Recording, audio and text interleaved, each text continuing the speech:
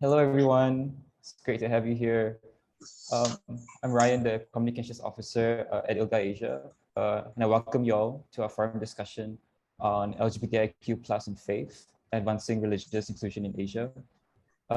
This topic sometimes or very often gives us puzzled looks, but thankfully some people get it. They understand the importance, like the large number of you joining this webinar.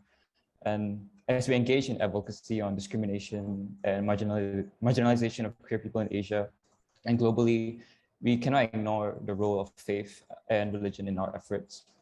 On one hand, we have opponents of soi-disant rights increasingly calling on their supposed right to discriminate and to deny the rights of LGBTIQ people. But on the other, we're also seeing spaces of inclusion of LGBTIQ people in faith and religion, among faith leaders, activists, and other change makers who find ways to strengthen the call for rights using faith in Asia and globally. So ILGA Asia and Salzburg, a global LGBT forum, have been working on this area for the past 2 years, and we've produced a podcast series on LGBT and faith with 16 Salzburg fellows sharing their work on building spaces and movements on this crucial area across Asia and the world.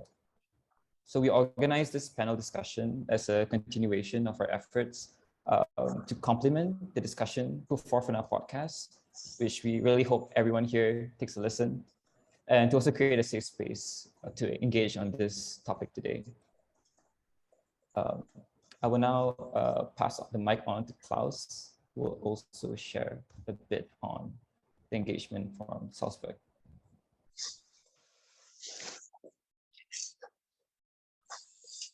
Klaus, you're actually muted. So now I'm live. Thank you, Ryan. We are indeed excited that participants from 39 countries registered for today's webinar. Welcome to you all.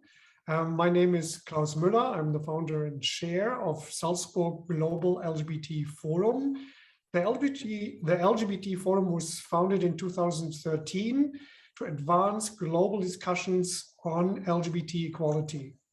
Today, our global network connects LGBT and human rights defenders from 76 countries. We are part of Salzburg Global Seminar, our mother institution, an independent nonprofit organization founded in 1947, with a mission to challenge current and future leaders to shape a better world. In 2020, our Salzburg Global LGBT Forum, and please let me introduce my colleagues, Antonio Riolino and Isabel Weber. So we decided to begin an online forum on LGBT and faith that Ryan already mentioned. Why? We all live in cultures and societies that are formed by religious traditions and expressions of faith. Worldwide, LGBT people are insisting on their inclusion in faith communities and cultural traditions.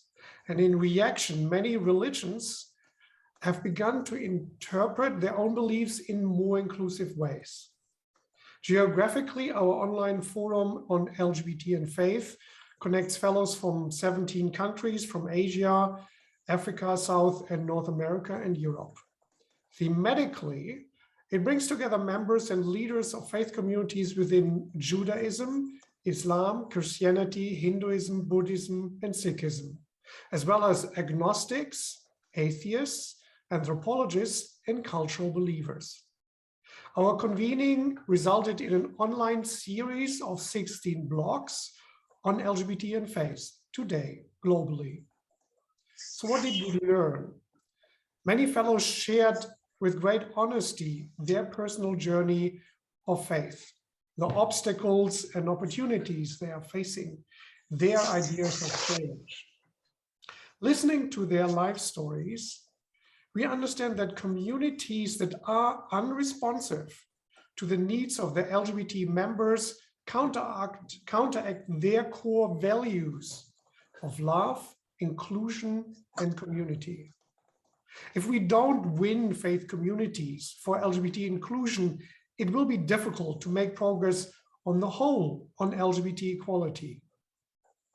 We also hear vice versa. LGBT communities are in a constant process to make space for all within their communities, including LGBT people of faith. The call for inclusion in faith community is an integral part of our larger call for LGBT equality. In 2021, our partner ILGA Asia offered turning these 16 blogs into podcasts to make them more accessible. We are really thankful for our wonderful partnership with ILGA Asia, your expertise in producing podcasts, organizing this first regional webinar, and our joint publication of these podcasts on different platforms. Today, we have wonderful panelists, and I turn to Aida to introduce them to you, and before to Isabel with a few remarks how you can participate in the discussion. Thank you. Wonderful. We are so happy to have you all here today, and we encourage you all as attendees to be able to use the chat function. We welcome you to use that actively and engage as much as you possibly can. You have the chat function at the bottom of your screen. There you can engage with each other as well as pose questions to the panelists. We won't be able to get to every question, but even the ones we don't get to will be saved and are really helpful to us as we continue our work in this path forward. As always, we ask you all to engage in a polite and respectful manner so we can have a really dynamic and productive conversation together. And now I'll pass it over to Aida. Thank you, Isabel, and thank you, Ryan and Klaus. Welcome everyone to the webinar. I'm going to start with providing a context to the conversation we're about to have today. Currently, over 70 countries around the world continue to criminalize same-sex relationships and various forms of gender expression, with some even prescribing the death penalty and other forms of capital punishment for same-sex sexual conduct. In many of these countries, the justification for maintenance of these harsh and extreme punitive measures are on the grounds that they are upholding tenets of their religion and to maintain public morality. While states have an obligation to ensure that religion and tradition are not used to promote discrimination based on sexual orientation and gender identity, imputations of sin to the choices of LGBT individuals in the name of religion and faith are often used as justification for such criminalization. Reflecting on this somewhat tense relationship between religion, faith, gender, and sexuality, we seek to create a safe and meaningful space here today for conversations around this subject and hear from those who've been able to navigate these spaces to build solidarity between faith groups and LGBTI groups. On that note, let me introduce our panelists for today's discussion. Please join me in welcoming our speakers. Our first speaker is Brenda.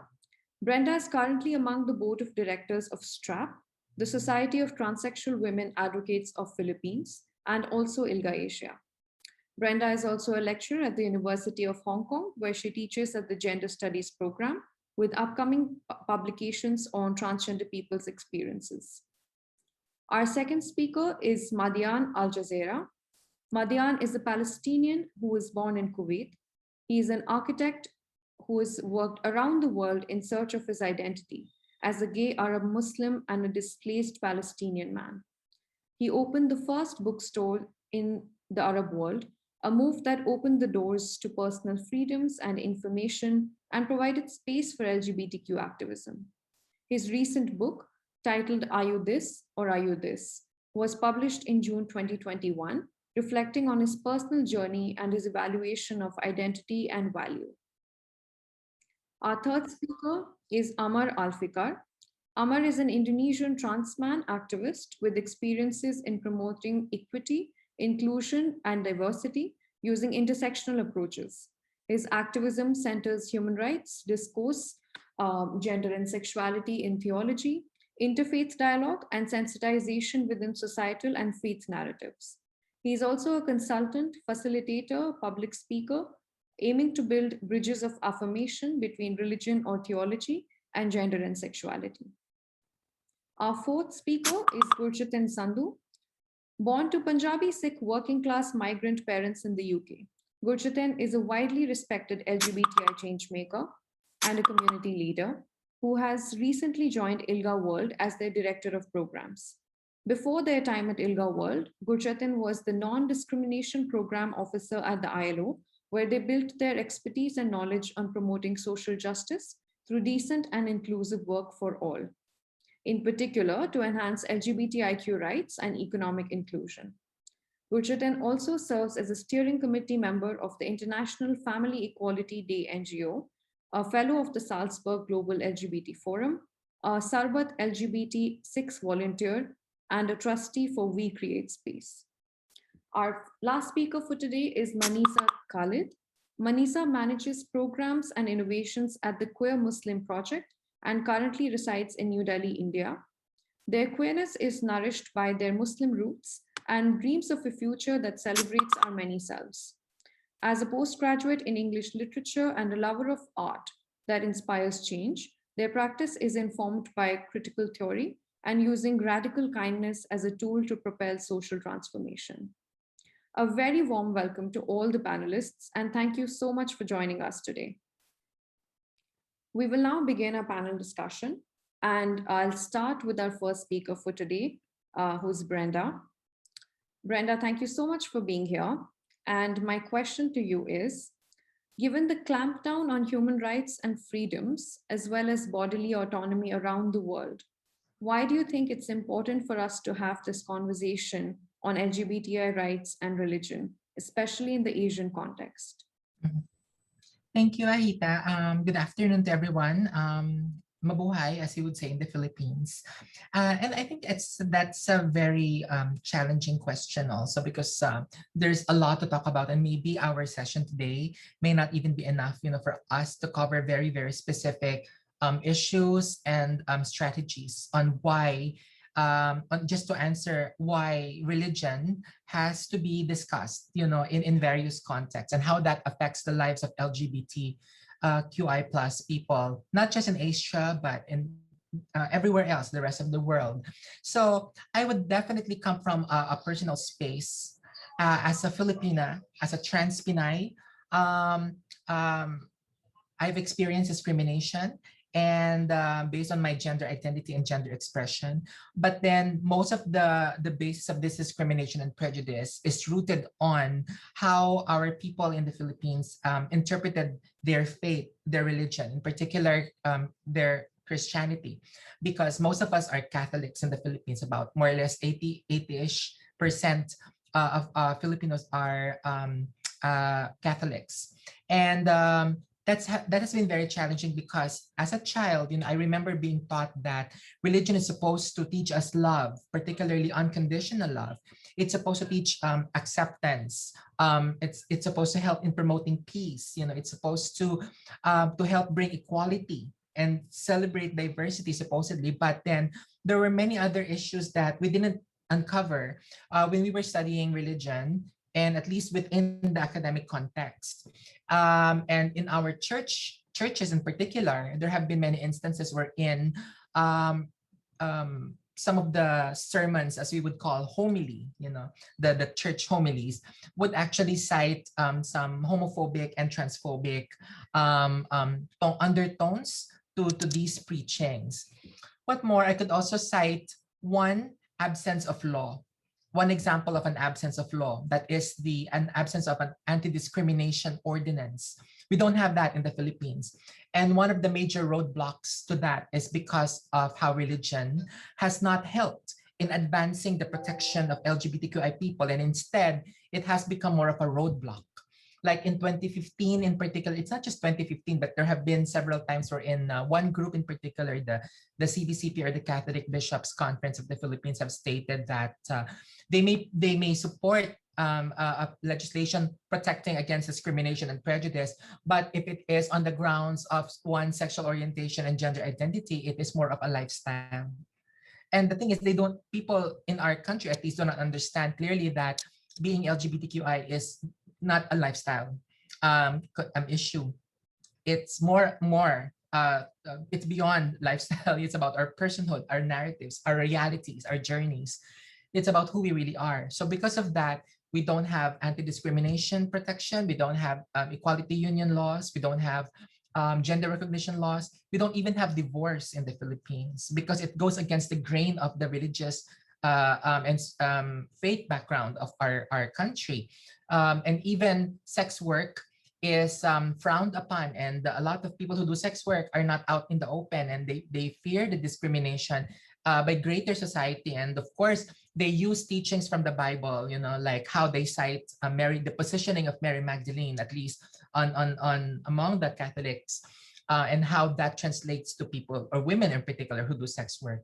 So there's a lot to unpack. And in fact, in that 2015 statement of the CPCP citing why it's not time for us to have an anti-discrimination ordinance based on, or a SOGI bill based on SOGI in particular, they cited colonial culturization of our country, and that's very ironic because Christianity itself is brought about by colonization, and the colonization of our society has also erased our identities to some extent, because before colonization, before the Spanish came, before the Americans came, and of course before the Americans, before the Spanish came, we had a very thriving and vibrant culture that I could say is somehow, very diverse. There is some levels of equality and equitability.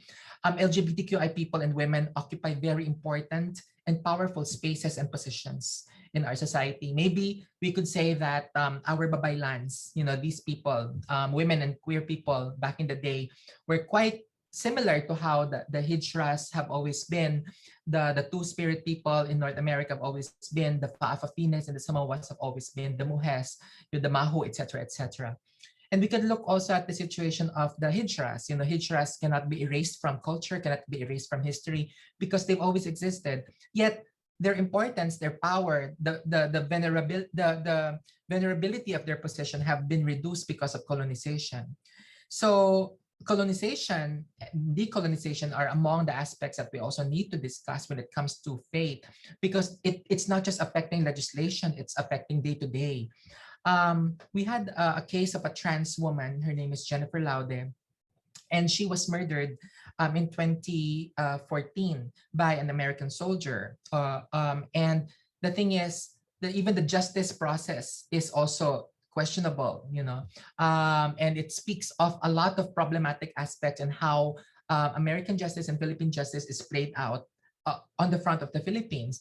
But what's worse for us LGBTQI people is not just the questionable justice process, but how many of the Filipinos have reacted towards the murder of Jennifer Laude and the justice process that came after. Many netizens or Filipinos who are on social media would say that Jennifer Laude, as a trans woman, is really a man, who's duplicitous, who's deceiving another man so that she can have a romantic and a sexual affair. And that's why she deserved her death, and she deserved what came to her, because she violated the teachings of the Bible. So that's quite problematic, saying that we violate the teachings of the Bible, we violate the teachings of the church, whereas we actually don't. Many LGBTQI Filipinos actually go to church. Many of us believe in God. I, in particular, I am Catholic and I still believe in God. But I may have practiced my Catholicism already differently. It's not a very ritualized practice already. And the pandemic has affected the way that we have also viewed ourselves and the way it has affected us as LGBTQI people. But even the recent political turnout in the Philippines, we've just had our election, has involved a lot of religious and intersectional discussions with religion and SOGI. And now many LGBTQI people in the Philippines question whether the new government or the new set of politicians will actually be providing a change in terms of providing protection for LGBTQI people and recognition, or will they be the traditional politicians who work on their interpretation of their religion and faith, which is in their interpretation of religion that LGBTQI people do not deserve as much protection and recognition. So that's why, at least in terms of discussing LGBT and its being LGBT people and its intersection with religion and faith, we have to talk about human rights. We have to talk about colonization and decolonization. We have to talk about equality and inclusion. We have to talk about violence on all forms. And we have to talk about how, as people, we can really celebrate the teachings of our religion, and that should be centered on love and acceptance. Thank you so much, Brenda. That was wonderful.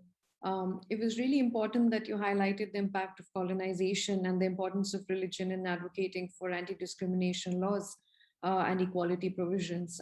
That is definitely the case for a lot of countries in Asia. And thank you so much for highlighting that. We will now hear from our next speaker, Madian.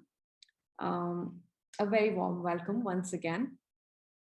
Madian, you've been instrumental in creating a safe space for queer individuals in the Arab world to explore their identities, exchange ideas, and build community. Do you want to reflect upon the impact that your cafe and bookstore has had in creating a safe space for queer folks to have these conversations? And are there any stories that you'd like to share with us that have been transformational in your journey? Thank you. I'm very happy to be here. My place in Amman, Jordan, is called Books at Cafe, and it's about 26, 27 years old now.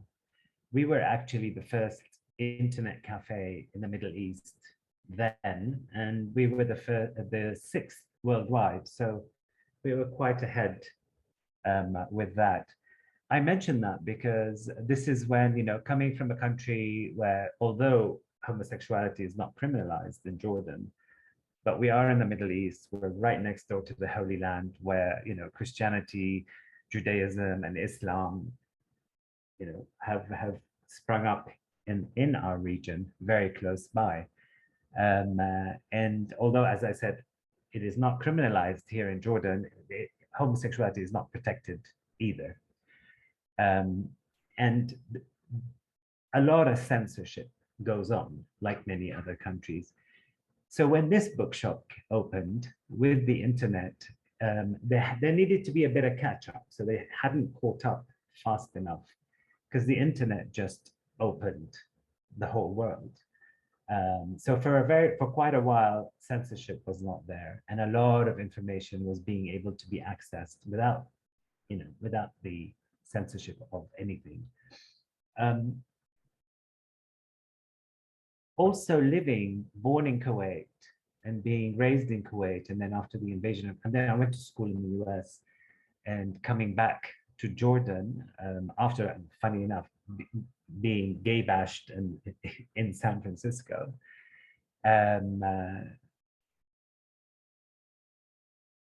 After basically, yeah, after coming back and coming back to and opening this cafe, I realized how different I have become and how things were different concerning religion. I'm one of those people who feel that Islam has been robbed off of me and off of us. For instance, you know, hijab is something that, you know, I'm 57, and I remember distinctly growing up in an Islamic world in Kuwait and the Middle East, where hijab was not there, was not present. It crept in on us, you know, when I was 18 and 19. And I remember distinctly, you know, asking my mother, where are these people from? So in many aspects, I feel Islam has been robbed of me and of many people. And that kind of made us, and made me in particular, detach from religion. At my time, drinking alcohol in Islam was not a taboo. Our women being uncovered was not a taboo. Fasting during the month of Ramadan was not, you know, it was optional, and it was more lenient. But more importantly, homosexuality was not an issue. It was part of culture. And the transgender community were also part of culture. I remember distinctly transgender men amongst our communities and at our house, you know, in suits. People knew what was going on, not necessarily in the right terminology or the correct terminology, but were accepted. Of course, as we know as well, in a male-dominated society, transgender women were more looked down upon than transgender men, because it's a stab to masculinity. And the book that I wrote to reflect a lot of this, which is called Are You This or Are You This, is talks very much about that and the value that comes with it, the identity and the different layers of identity that we all have, and the values that are attached to them. Being gay, being, for me, from a displaced person from an occupied country, Palestine, being a Muslim but not very Muslim-like, and then when I come out to my parents, my mom flies all the way out to New York to ask me that one question, or rather two, and she goes, "Are you this?" waving her finger, or "Are you this?" basically. And that said so much about her concern for my value, because had I been the top part of, or the protruding finger part of any relationship, then it was okay, because I would still be a man. But if I was on the bottom side, I would lose my value, because then I would be a woman. And and this transgresses into the whole book. The cafe that I had became a safe space. Everybody came. All leftists came. The gay community came. Politicians on the left side came, because they felt they could be who they wanted to be, and at great comfort and safety. And of course, as the gay community came in, the trans community came in. And one particular story that I'll never forget, which I wrote in the book, is this friend of mine who was a trans woman.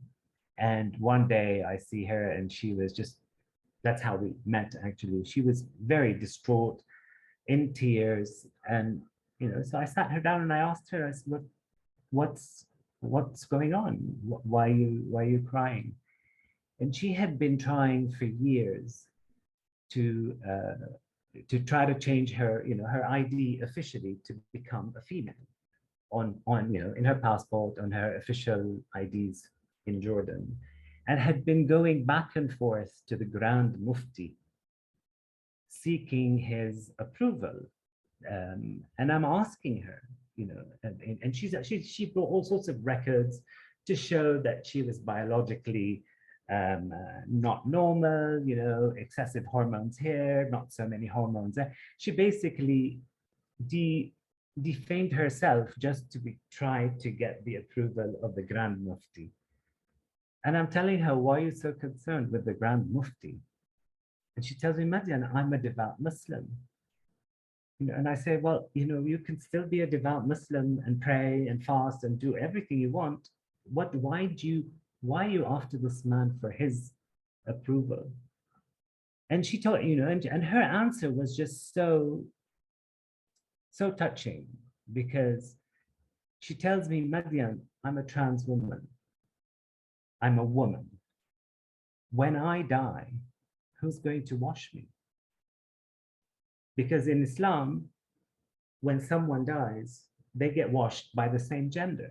So if I were to die, men would wash me. If a woman would die, women would wash her. And here we are with this dilemma where this woman, trans woman, has not completed her surgeries. And as a devout Muslim is concerned, because if she gets touched by a man as they go through the ritual of washing, she wouldn't be clean enough to go into her grave.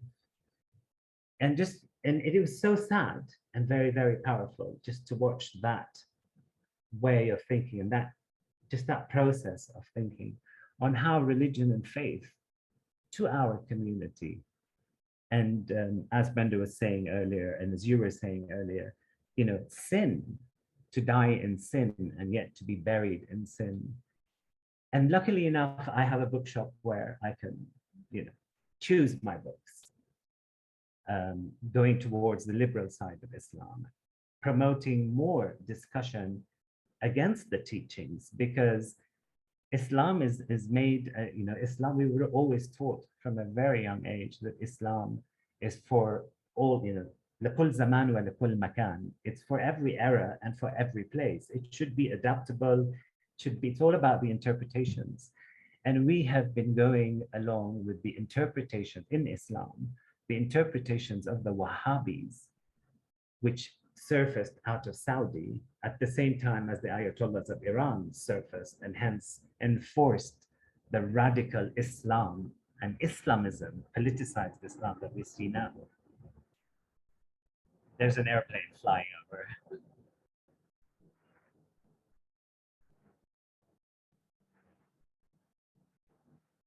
And I feel this is where us as an LGBTI community and as Muslims in general have been robbed of the true meaning of Islam and faith. And the bookshop I have been using with talks on all of this information on the history of Islam and the leniency of it and the love message of it, which I find very, very, very important. Thank you for the time. Thank you so much, Madian. That was beautiful and very inspiring. And we all look forward to reading your book. Thank you so much. We will now move on to our next speaker, Amar Alfikar. Welcome, Amar, and thank you so much for being here with us today. We know you might have to leave at the 1 hour mark because you have another engagement. So we'll make a note of that. So Amar, my question to you for today is, you wear a lot of hats as a theologist, as an activist, an educator, and a public personality. How has faith been instrumental in your journey? And what are some of the challenging yet defining moments of your work so far? Yeah, thank you, Ahita. Before I start, I would like to say thank you because this is a beautiful space for queer people around the world to show global solidarity, because we have been seeing like a very concerning situation where there is rising tide of anti-LGBTIQ sentiment, and sadly it was driven by the religious narratives coming from so many sides. And I think this is where we can, share the situation in our context. So thank you for that. So yeah, I think faith narratives and faith spaces has become a very important part of my activism. I would say not only my personal story as a trans man Muslim, but actually it has been really the one, like the only important thing within my activism, where I engage in Indonesia context for the past 7 years. And to be honest, I have this like story where actually my engagement with faith narratives is actually because of my my encounters with Christian and Buddhist priests in Indonesia, because they are also the target of what Madian said, the radicalization of religion. And Indonesia, there is this growing, group where they try to interpret Islam with a very extreme view, and they target everyone, like not only LGBTIQ, but also the minority religion who are also targeted. So we share this level of oppression, and then we share our, our struggle. And that was like actually the first moment where I met with Christian priests and Buddhist priests. They talk about their very affirming view within Christianity and Buddhism, that religion should embrace the diversity of gender and sexuality. So from that, I tried to, to knock the doors of local Muslim leaders. And I was actually surprised by the fact that they have actually a very good understanding of how Islam sees diversity of gender and sexuality. And actually in Indonesia, in the story where the first legal gender change in 1973, there was this case where a Vivian, a trans woman, tried to submit their legal submission to change the gender, to change her gender, and there was this very prominent Islamic Quranic interpreter who testified and support this gender change, and this is one of the the story that religion actually play important role to this kind of creating alternative narratives within faith spaces. And in Yogyakarta in Indonesia, for example, we have Islamic school which was founded by trans women and is still organized and managed by trans women communities. And this is the center not only for Muslim trans women, but even they also constantly organize interfaith events with trans women Christians who are also marginalized in the mainstream faith. But this Islamic school become the center for very beautiful activities. Of course, there was this harm attack in 2016 when there was really concerning anti-LGBTIQ sentiment, and it was sparked by the conservative groups in Indonesia. But then since then, they gained more support from local religious groups and institutions. And there is also another story, for example, in Indonesia, where there was this first international women scholars that was organized in Indonesia. And since then, these Muslim scholars, these feminist Muslim scholars, they have been at front to push the government on gender equality. And I know some of them, they are allies of LGBTIQ communities. But the problem is, the challenge is, they are not mainstream. That is the problem. And also what Median says about the radicalization, the politicization of Islam. It's also a problem in Indonesia, where this kind of positive narrative is not mainstream because there are groups trying to push their own conservative view in Islam, and it's capitalized by the politicians in Indonesia. So that is actually a challenge that we have here in Indonesia, and I think in other contexts as well, how the politics, how the religion, it's like going hand in hand to marginalize our community. So I think, despite the kind of challenge, we still try to to give this narrative. For example, in the past 5 years, actually there are publication books written by biblical scholars, by Muslim scholars in Indonesia, trying to create progressive, the affirmation narrative with unique and biblical framework that gender and sexual diversity is part of the God's creature, so that faith communities should respect that. So again, the challenge again is also how to make this narrative like becomes mainstreaming and become the sensitized in the wider faith communities, because people always jump into religion when they try to criminalize. And in Indonesia, for example, there is this currently right now there is very harsh debate from the conservative groups to try to push the government to criminalize same-sex relationship. And this is really concerning, because even one of the minister of Indonesia seems to affirm, to approve this kind of debate to really put the policy to the national national. This is really concerning. So I think the challenge is really how the progressive Muslims can go hand in hand with intersectional activism. So we should, for example, as a queer community, we should work with feminists from the faith group, also feminists in general, and also from also with marginalized communities, and how to promote and how to encourage the progressive faith leaders to state in public, at least to say that queer communities should not be discriminated. At least this is what we need to do right now amidst this really concerning situation, anti-LGBTIQ sentiment in the public debate. So I think, I think that's all what I want to say. I hope that we can do something in the global community with context that is really concerning our community. Thank you.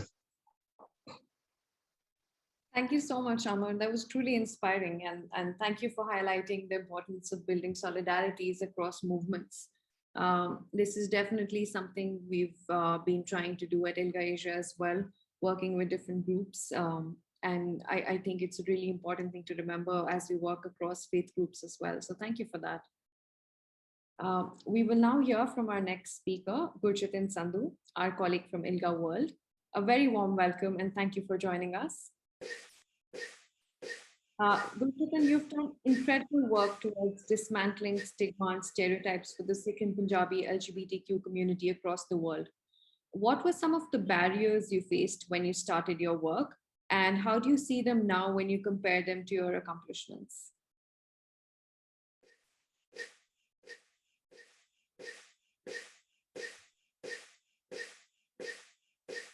Hi, Gurcharan, I'm sorry, I can't hear you.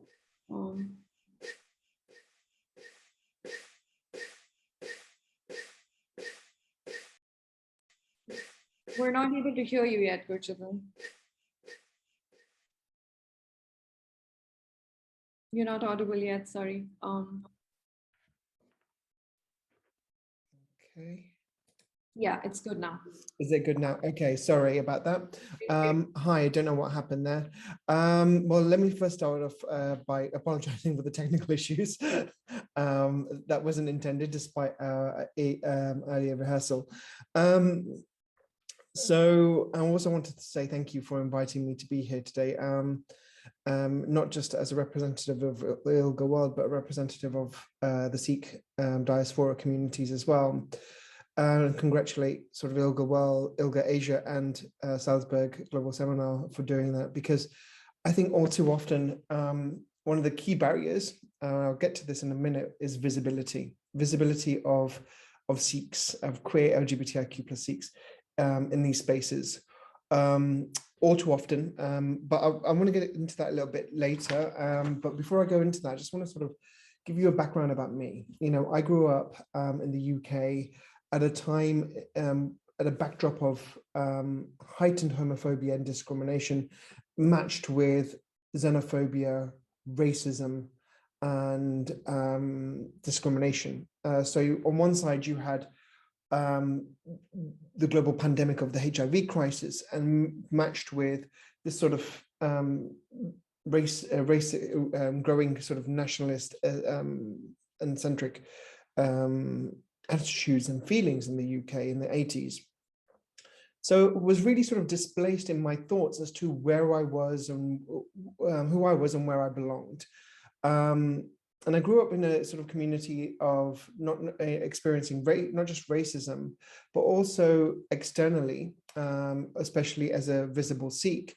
You know, grew up with this whole sort of the rhetoric that only because part of our faith we keep our hair. You know, we're created in the divine's image, and therefore we do not adjust any part of our bodies. And so adjusting your, you know, men also keep their hair, and was always sort of questioned, well, why do you keep your hair? You know, women do that, girls do that, not boys. So this whole sort of sense of not, you know, why me or why having to do this. So, but on the other side, in terms of internally in my own community, I was a very outwardly eccentric child, feminine in many ways, but I soon grew to learn that femininity and homosexuality were equated as one, and that by being feminine, I may even out myself as being queer. So I kind of learned how to sort of hide those parts of myself and sort of push those deep down feelings or those parts of myself really deep down. And it wasn't until I moved away from the UK, because I constantly had this sort of glaring eye that my community was always behind me, looking at what I'm doing. So I couldn't really be myself. It wasn't until I moved away from the UK that I felt a sense of this sort of freedom and able to explore myself. But then came the crossroads that, well, hang on, my faith says what I am being told, or, you know, this is a time sort of pre-internet or pre-information on the internet. What I'm seeing is that the two do not correlate. My queerness and my Sikhi do not add up. it gets, 2 and 2, you get 5. It's not possible. And this is what I was also hearing informally in different Sikh circles as well, when this is pre sort of internet days. And consequently, I sort of detached from my faith completely. I really liked what Madan said. He was robbed of Islam. In a sense, I was robbed of my Sikhi as well, or I robbed myself on my own Sikhi because this is what I was taught. And so consequently, this is who I was, and I adopted a more of a Western approach to my queerness, not even say queerness, but gayness. And it wasn't until I started going more into my activism, which now has led me to my work today at ILGA World, that I discovered that actually my queerness and my faith do not have to be separate, that they can actually live side by side. And in fact, my queerness brought me back to my faith. So what I've experienced there in sort of parenthesis was, one, the barriers externally that I faced was knowledge, and knowledge in terms of access to information. So and that also meant access to communities as well, and access to being visible on platforms. In terms of access to knowledge, a lot of the information that was seeing on the internet, and those who were providing the information on Sikhi or on interpretation, were providing information from a very patriarchal, misogynist interpretation of the faith. And in terms of Sikhi, and unlike the Abrahamic faiths, what too often we see is that the faith impacts the culture. Here, we see culture in Punjabi culture impacting the faith, because nowhere in Sikhi do we see a mention of homosexuality. In fact, some even say that the scriptures were written in a sense that this was not even important to the gurus, that this was not it was not of consequence, that everyone is treated equally. And this is why, in our scriptures, we talk about Sarbat, which talks about everyone's well-being. Also, in terms of the knowledge and the information I was receiving was also down to my own interpretation. Growing up, I learned about terminology such as Sangat and Seva. Sangat means community and Seva means selfless service.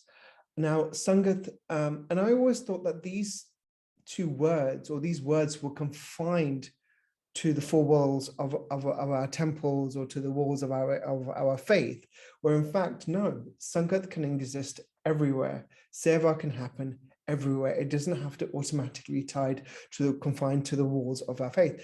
And often that interpretation was often given to me. So I think a lot of that depends down to the knowledge that we have. And now I think thanks to the internet and thanks to the information out there, people are going out there and doing their own research and finding out more information about what's happening in the faith. And it's very, very difficult as well, because, let's not forget, we're not the largest faith in the world. There's only 23 million Sikhs in the world. 90% of them live in India. So it's very, very difficult to access that information, especially for the interpretation of scripture, because in Sikhi, the scripture is written in Gurmukhi, which is very different to Punjabi. So I think knowledge is one of the key parts. Then I think the other barrier is community. Just the idea of community was unfathomable to me growing up, that there could be other queer turbaned Sikhs like me. And I have to give, a shout out to Klaus Muller, who for the first time got two queer Sikhs together at the Salzburg Global Forum in Asia back in 2019. And I've never seen that in my life, and now I'm beginning to see more and more of that.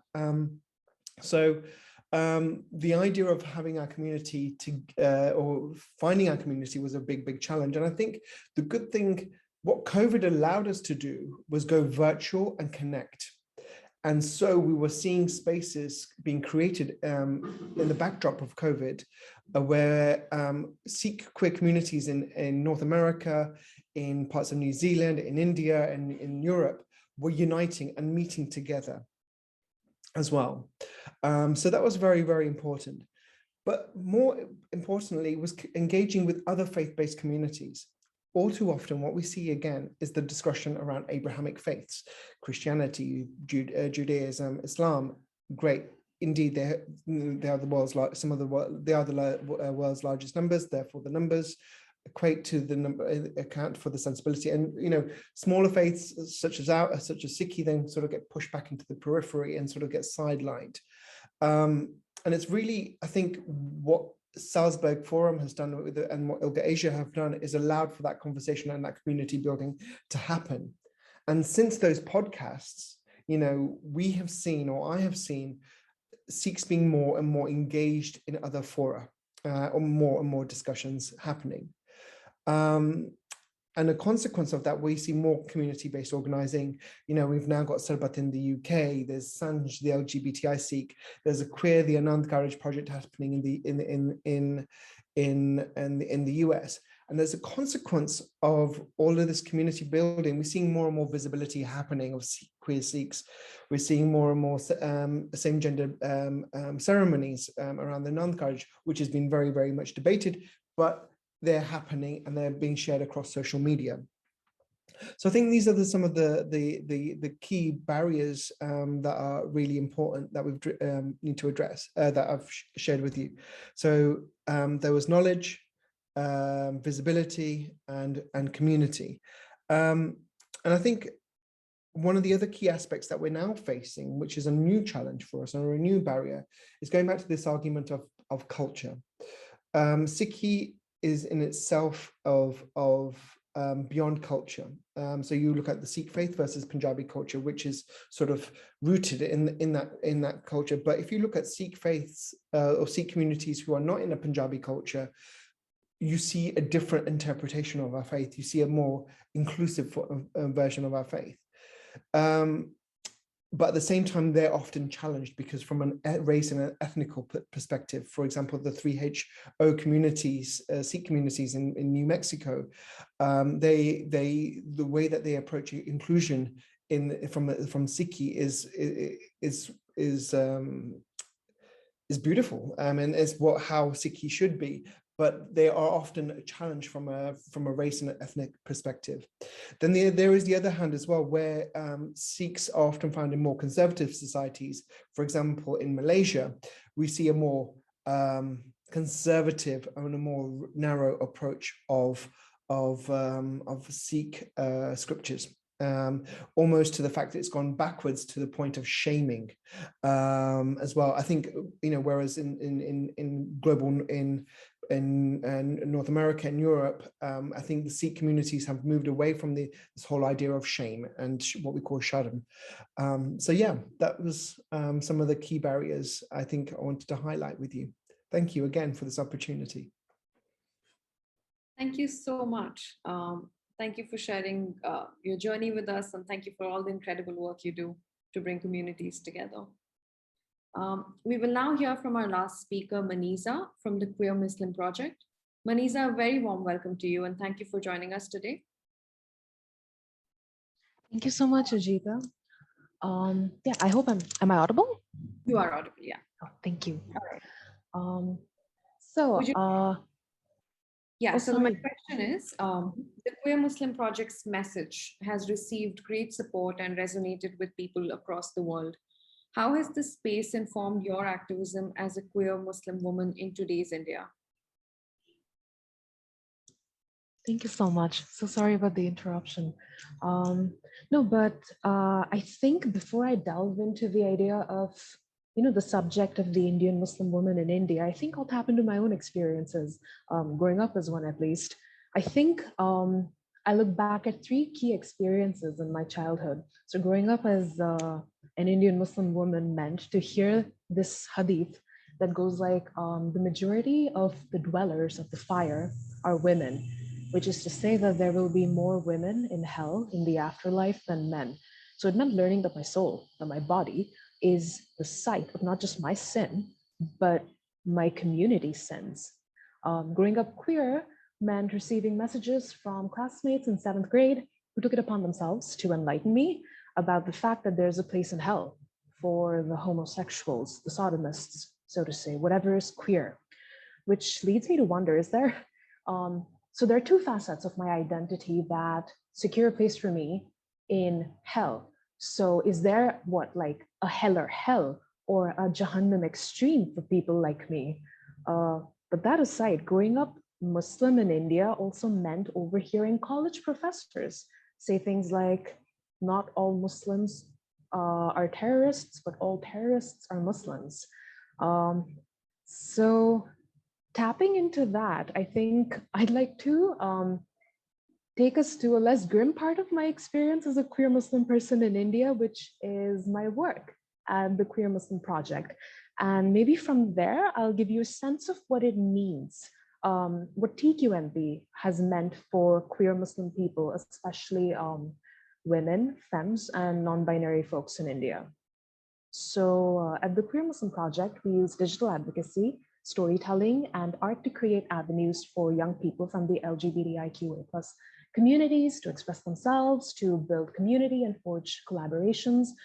We focus on culture building largely, storytelling, creative campaigns, artistic production to re-narrate what it means to be queer in South Asia and to visibilize the diversity of our lived experiences and to transcend misrepresentation and stereotypes, which is to say that there is no one way to be queer and there is no one way to be Muslim.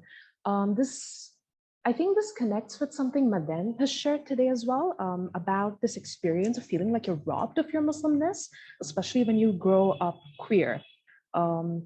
That's something a lot of Muslim people, a lot of queer Muslims experience when they're coming to terms with who they are. You feel like you can't reconcile both parts of your identity.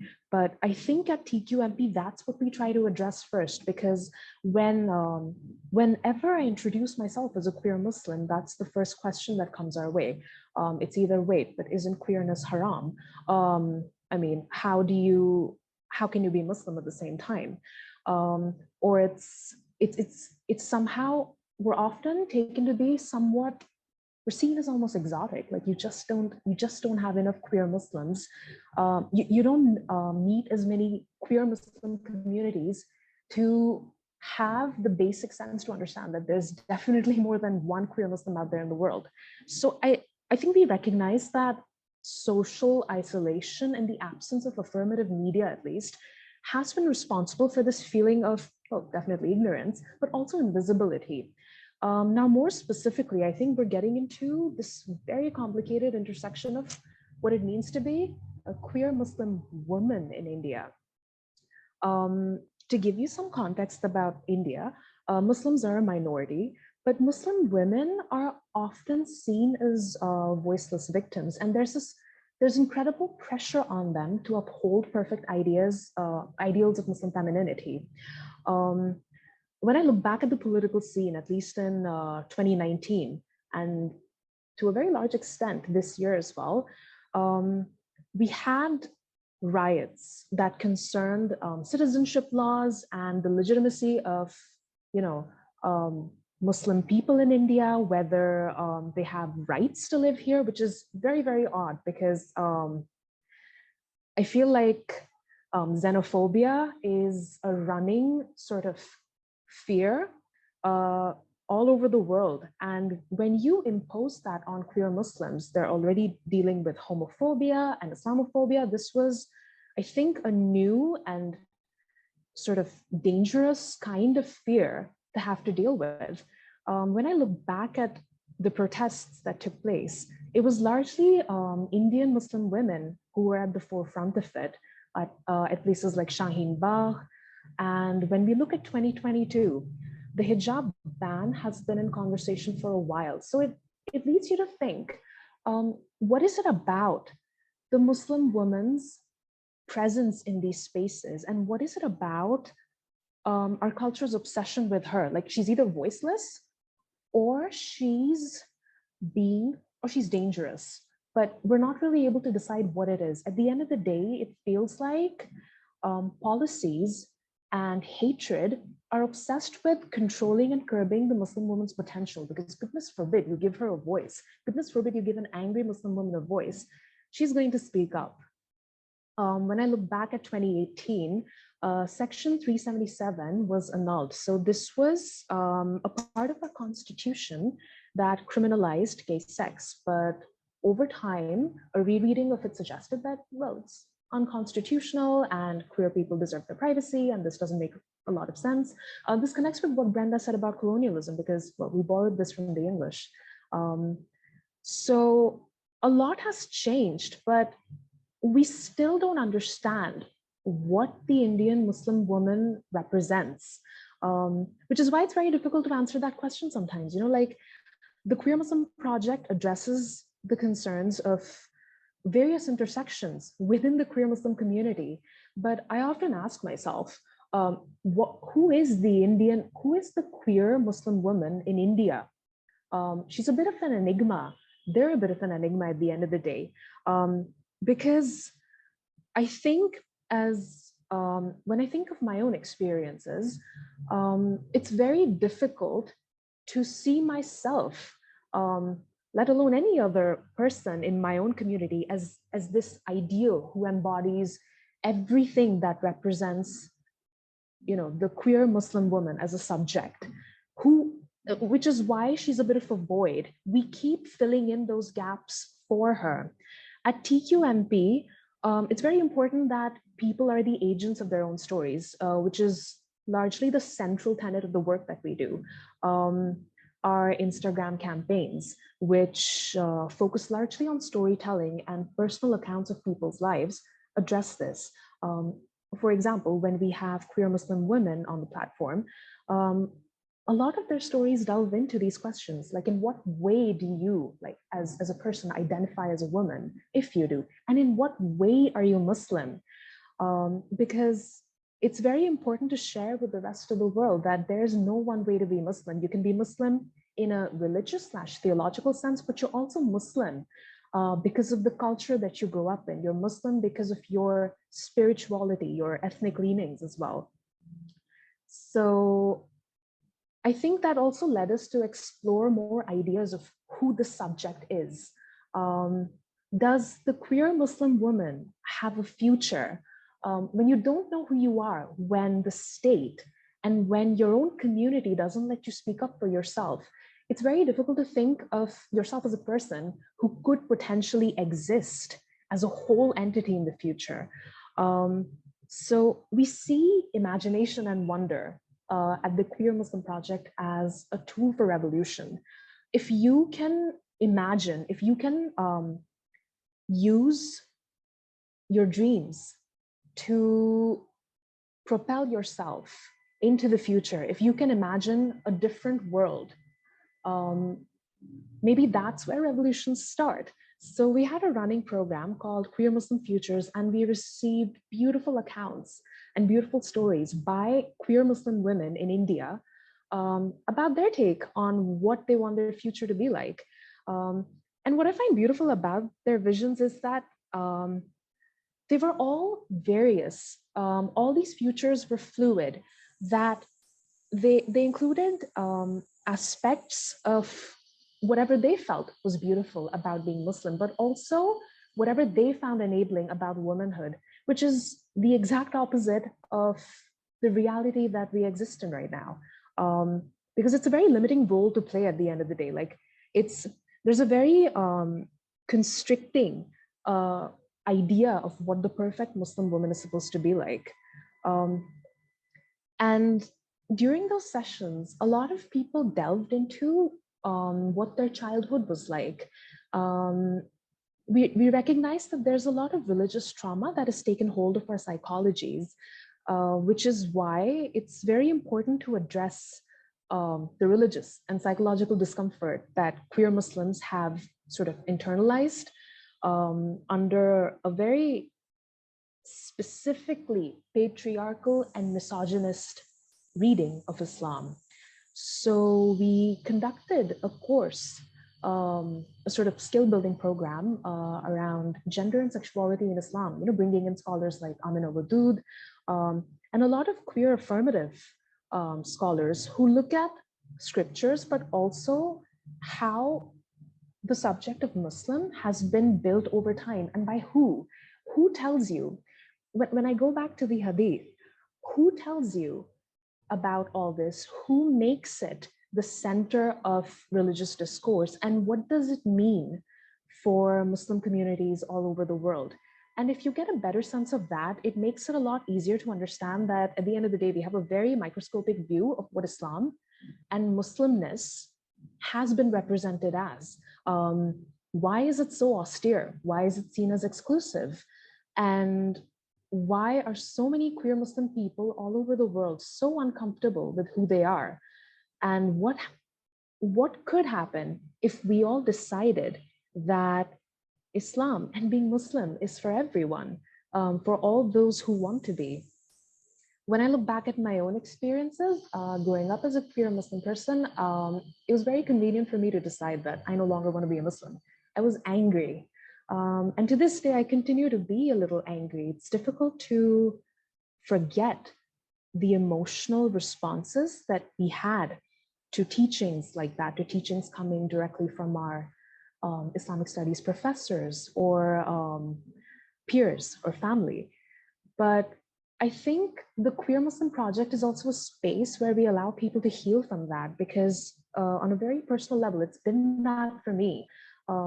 It's never easy, because every single day I think I come one step closer to understanding that it really is up to me to reconcile with whatever facet of my identity I want to, and on my own terms.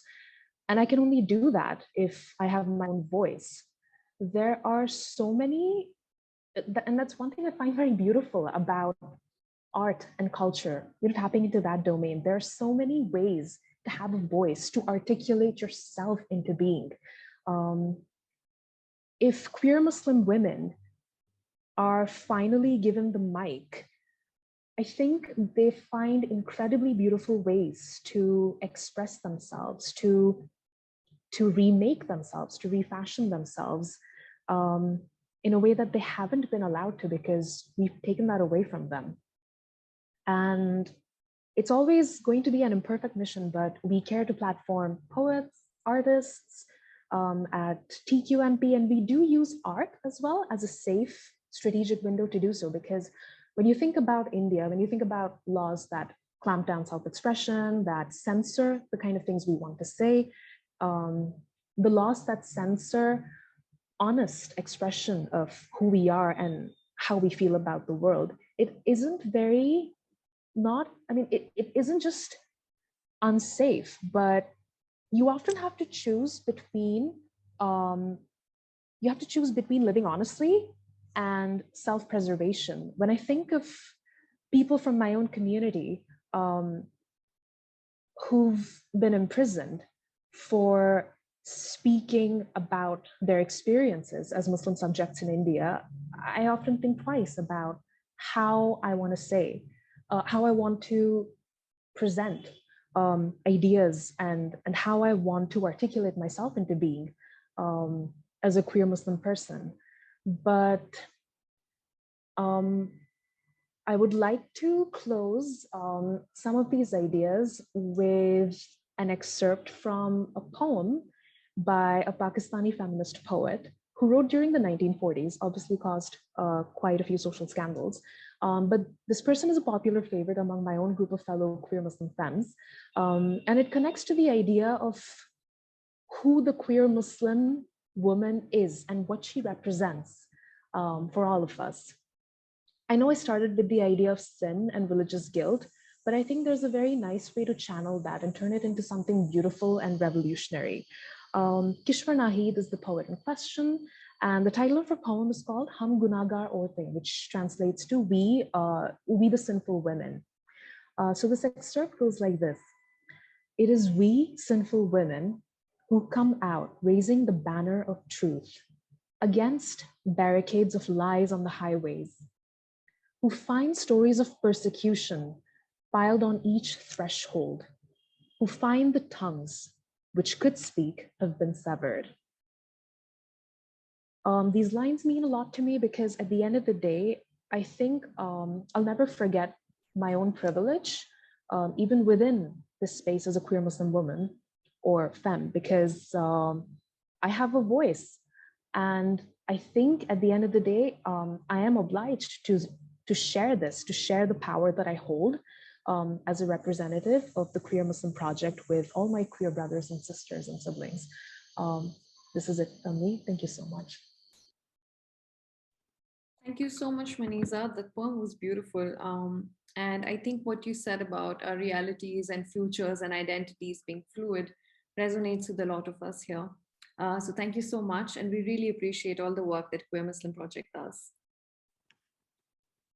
With this, we've come to an end of our panel discussion. I want to take this moment to thank all our panelists for sharing their insights with us. We will now be taking a few questions from the audience. We thank everyone for their support, and on that note, let's move on to our Q&A session.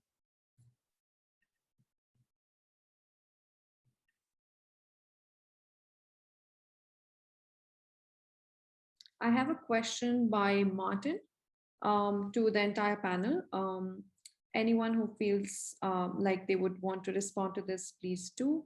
The question is, are there any particular events or periods which could be recognized as a breaking point linked to the mentioned shift leading to a higher level of negative radicalization of religious perceptions towards LGBT persons?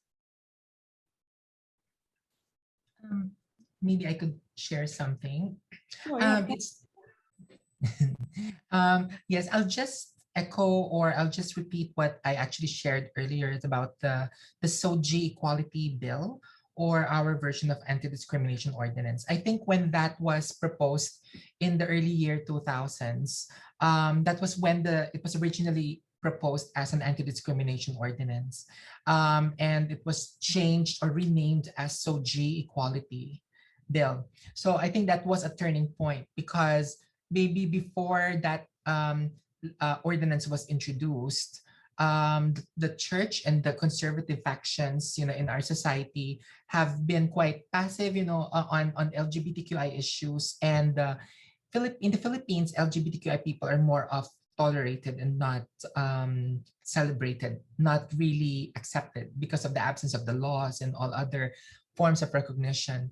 But we can actually participate in various aspects of societies, or various areas of societies, but we need the protection, we need the laws to recognize us. So I think when the anti-discrimination ordinance was introduced, that was when the radicalization, quote unquote, has happened. When the church has become more verbose of their stance as to how LGBTQI people should be treated in society, saying that because it's a lifestyle, then we don't really deserve that kind of protection. It's more of like a privilege, where it's like we're asking for special treatment, treatment above the rest, without them realizing that our lives are in constant harm and danger, that we are oppressed groups of people in society. So I think that was a turning point. Thank you, Brenda. Does anyone else want to respond to that question? Gurchitan, I see your hands up. Would you like to respond to that question? All right, thank you.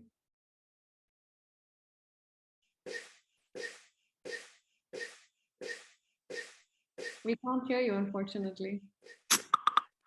Is that better? Yeah. Okay. So I think this is a very important question, and also from the framing of this as well.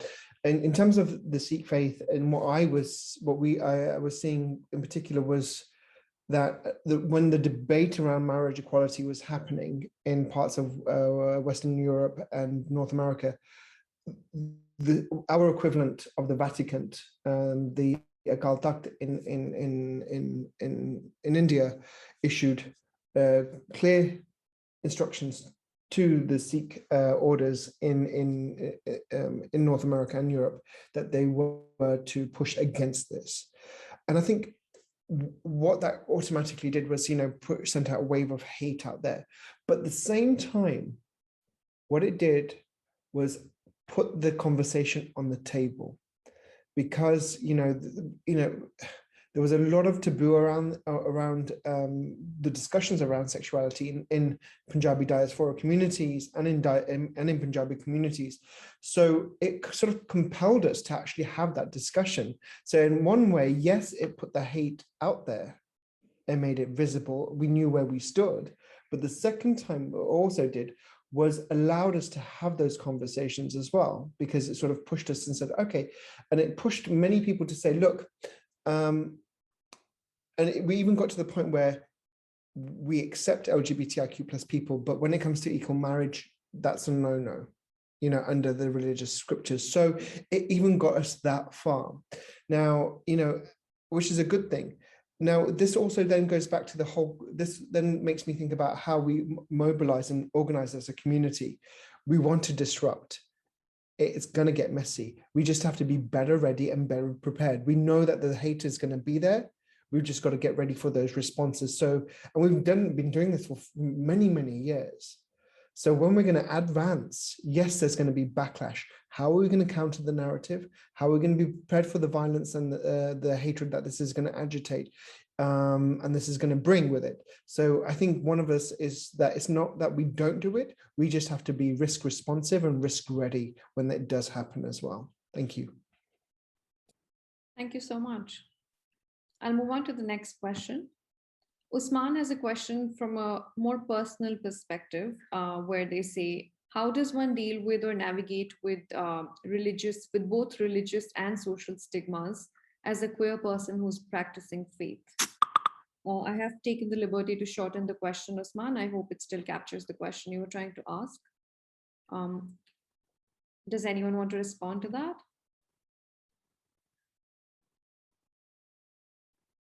Could you repeat that? I think my internet wasn't. Sure, yeah. So the question is, how does one deal with or navigate both religious as well as social stigma of being a queer person who's practicing faith?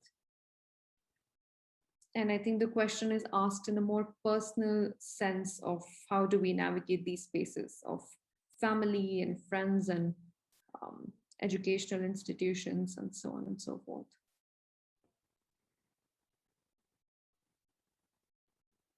Yeah, Madhyan, would you like to go? Yes, if I may. I find this question it's everybody's question. And it's a very good question. And the answer is, it just applies to everybody. There comes a time where we need to stand up for our truth. I'm not saying go out there, come out, because, you know, it's layers. You know, we've got religion on one side and our feelings towards that, and the stigma that comes with it, and the guilt and all of that. So that's one thing we need to deal with separately. And then we've got the family and society. At the end of the day, as you grow older, I'm 57, I keep claiming my age here. It took me a long time to get to this point where a very simple notion or a very simple thing is God is love. I am not a religious Muslim. But I am spiritual. So I'm holding on to my Islam in terms of culture, because it's my culture as well, regardless. So I hold on to it and I claim it. No one's going to take that away from me. We were born for reasons. You know, the higher spirits and the higher powers have brought us to life for reasons. And these reasons have got to be valid. They must be valid. So our presence as queer or LGBTI plus is valid. We have to validate ourselves because and start to look for our truth. And that's what it is at the end of the day. It is our truth and we've got to hold strong to it. There are times where we need to keep a low profile, but there are times where we need to speak out at least a little bit or in increments. It's not an easy answer. It isn't, but we just need to remember that we were not created for no reason. We have to validate ourselves and we take off from there. That's all really I could say. That's really powerful. Thank you, Madhyan. Manisa, would you like to add to that as well? Yes, please. So I wish I had. Well, I really love listening to what Madian had to say about this because I feel like I never hear older queer folk talk about their reconciliation with, I think, faith and queerness, at least at our end.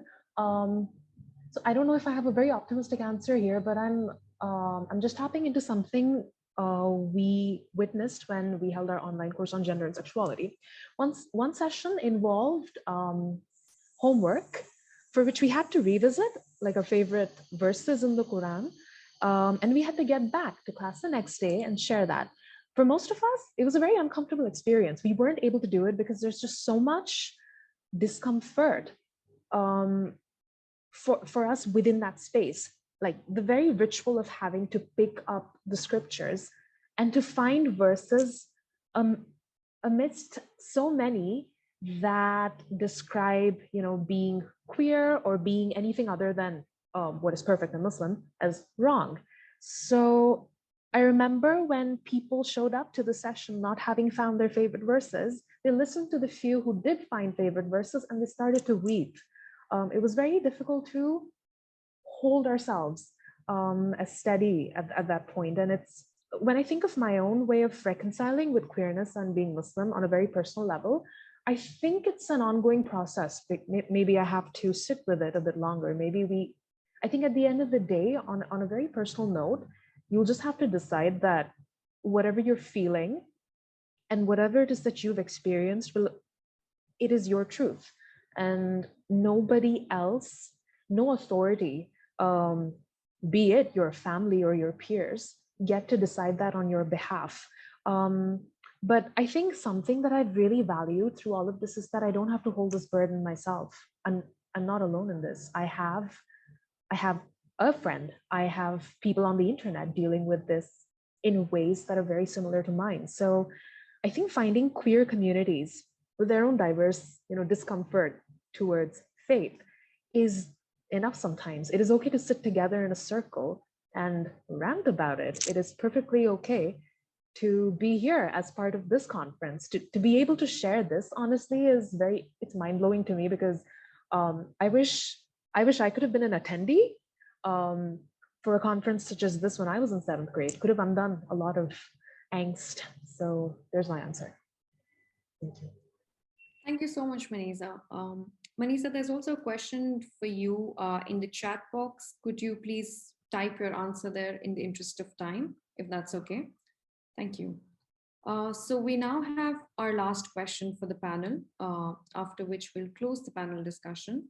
And the last question is, as LGBTIQ activists, we find strength in building solidarities with various different movements, be it sexual and reproductive health, refugee and migrant rights, and so on and so forth.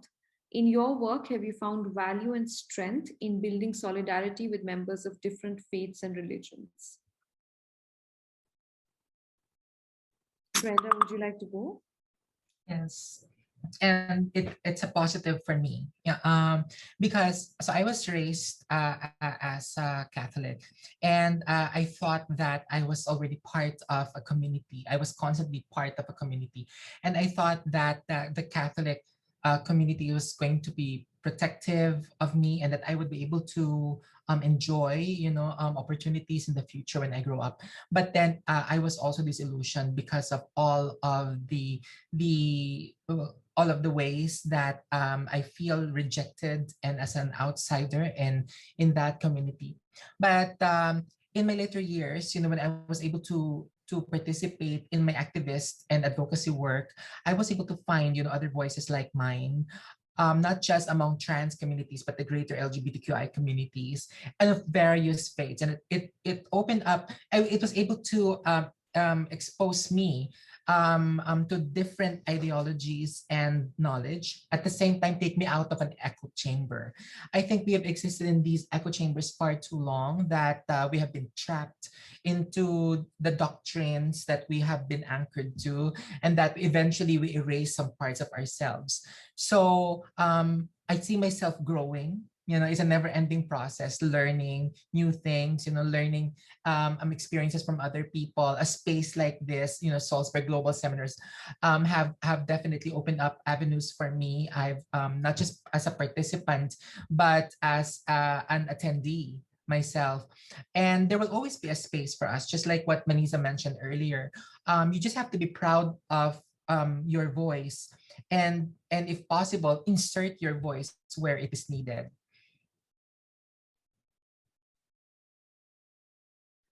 Thank you so much. Would anyone like to add to that? Madian, would you like to go?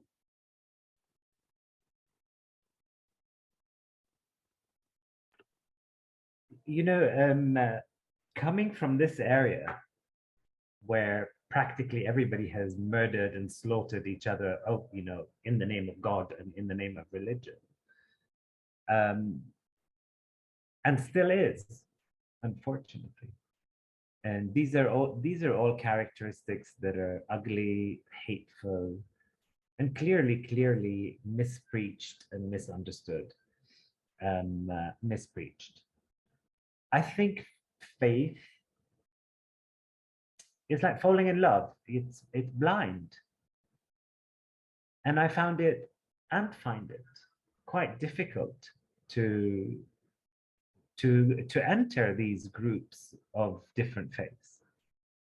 I seldom, and when I do, it's minute. I seldom meet people of different of faith or groups who will tolerate the love we have and the way we express our love. Because it is like falling in love. You fall in love with they are unable to answer back using their minds and soul, attaching it to scripture to be able to talk to us and have a dialogue. I found it very, very difficult.